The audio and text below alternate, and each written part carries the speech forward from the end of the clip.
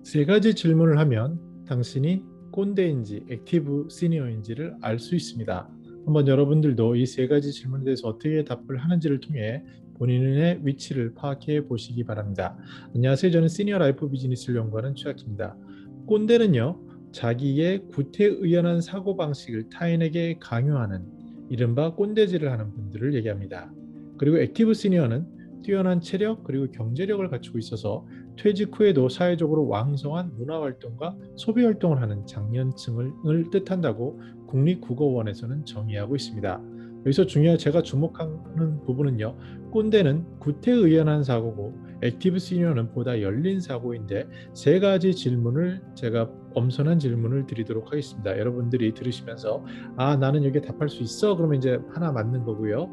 뭐 답을 못하시면 틀린 거가 되겠습니다. 크게 세 가지 영역에서 질문을 던지는데 첫 번째는 시대에 대해서 객관적으로 이해하고 있는가? 두 번째는 미래에 대한 관심, 탐구할 의욕이 있는가? 세 번째는 본인의 존재에 대한 의미에 대해 생각을 했는가? 이 세 가지를 가지고 질문을 하도록 하겠습니다. 준비되셨습니까? 첫 번째 질문입니다.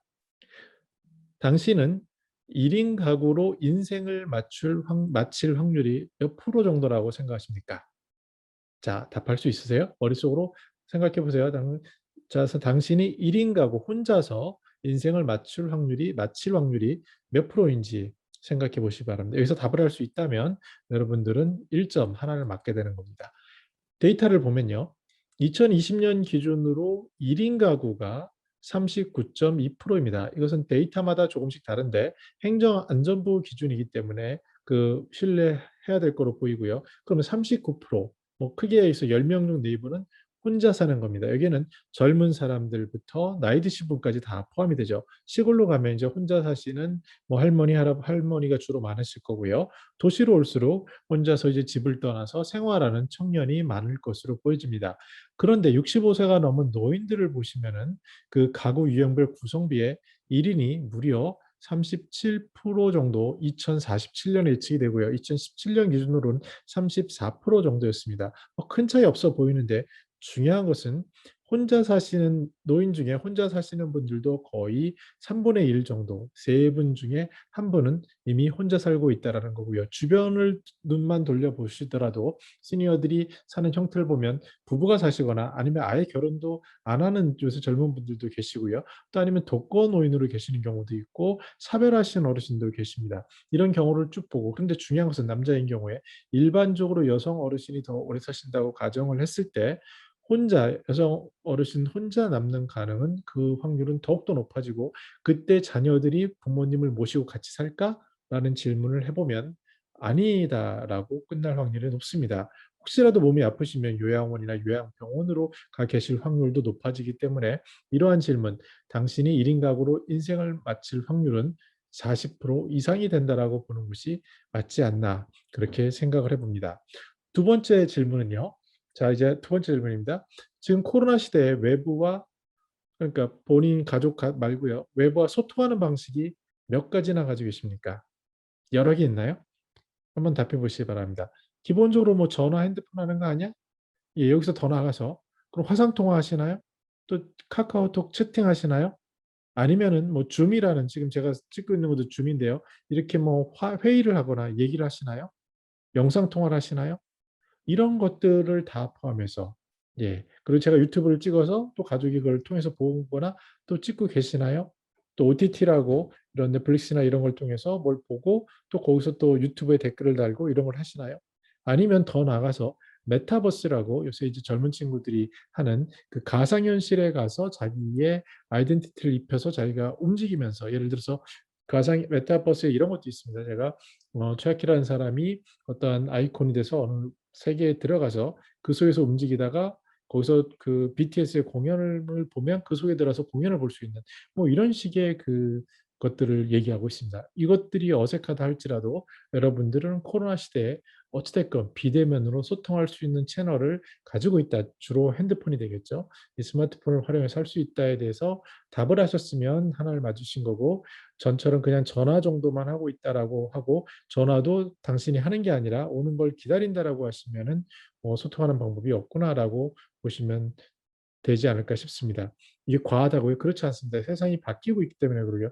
특히 이제 원격 근무라든지 원격 진료라든지 이런 것들이 법과 제도의 한계는 있지만 곧 우리가 다 닥칠 미래라고 볼 수 있습니다. 지금 코로나 이전에 이렇게 익숙해진 비대면 환경이 코로나가 끝난다고 해서 사라지지 않는다고 보는 것이 전문가들의 이야기입니다. 그러면 점차 여러분들은 비대면으로 소통하는 스킬도 있어야 되고 오프라인에서 만나는 스킬 두 가지를 다 결합하셔야 돼요.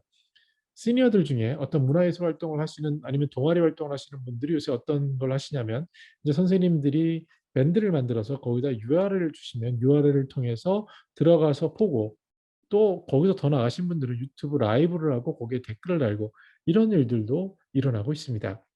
그래서 이렇게 소통하는 방식에 대해서 얼마나 알고 있는지 이것들이 바로 여러분들이 살아갈 우리가 살아갈 4차 산업혁명 바로 코앞에 와 있는 이런 시대를 대변할 수 있는 핵심적인 질문이 중에 하나가 아닐까 생각을 해봅니다. 자, 이제 마지막 세 번째 질문입니다.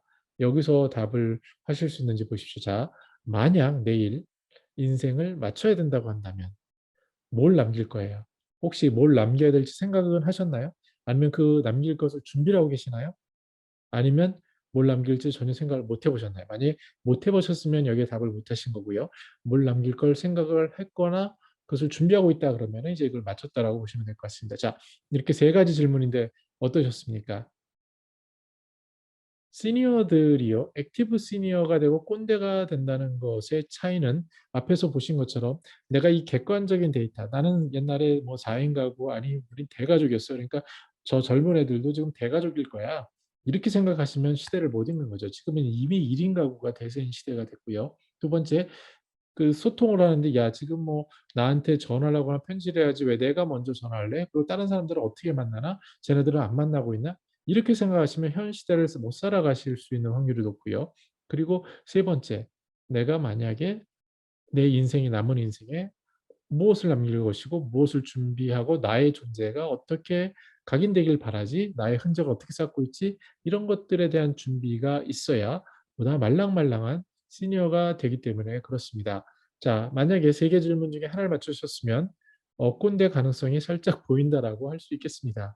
네, 아마 크게 틀리진 않을 것 같아요. 물론 뭐 이제 제가 제 자기적으로 저의 그냥 정성적인 생각을 가지고 질문을 만들었기 때문에 어떤 객관적인 데이터가 있고 이런 건 아닙니다. 그러나 여러 사람들을 만나고 거기서 얻은 지식과 정보를 가지고 제가 만든 거기 때문에 아예 틀릴 확률은 없어 보이지만 어찌됐건 세 개 중에 하나를 맞았다고 하면은 꼰대 가능성이 살짝 있으시니까 분발하셔야 되고요. 두 개를 맞췄다 하면은 조금 더 생각을 열고 조금 더 적극적인 생각을 가져야 되지 않을까 보입니다. 세 개 다 맞췄으면은 당신은 액티브 시니어일 확률이 높아 보입니다.